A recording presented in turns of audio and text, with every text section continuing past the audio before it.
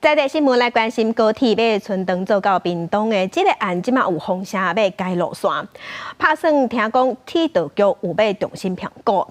高雄市政府是呼吁中央爱对技术层面来评估，也若屏东县政府是呼吁中央唔通拖，铁道局的态度是较保留。广播站也搁咧讨论。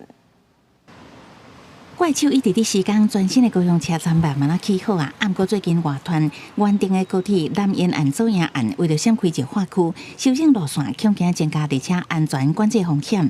铁道局要重新评估高雄案，受铁路地下化工程影响真侪年的暂停商权，店主的反应拢无共。它如果继续施工下去的话，我们这边店家都连受影响。你看一间间都这样，都关门大吉了。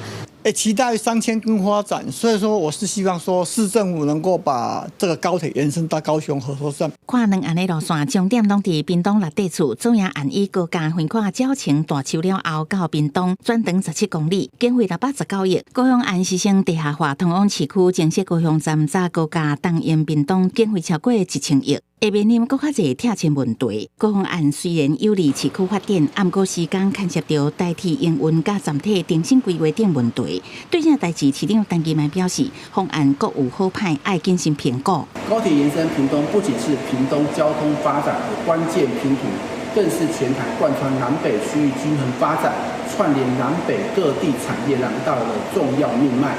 来到六地厝一定地目前也是规片草坡啊。县政府讲屏东的站址唔爱改变，叫中央唔通互重大建设延误。民团嘛呼吁政府公开走营案评估资讯。技术评估呢，到底是怎样的一个情况？评估是不是真的有营运风险？那如果真的有营运风险的话，诚恳的呼吁改选议策，呼吁政府重新启动高雄案跟小港机场案。民团认为，若确认走营案有风险，交通部应该都要看其他案的可行性。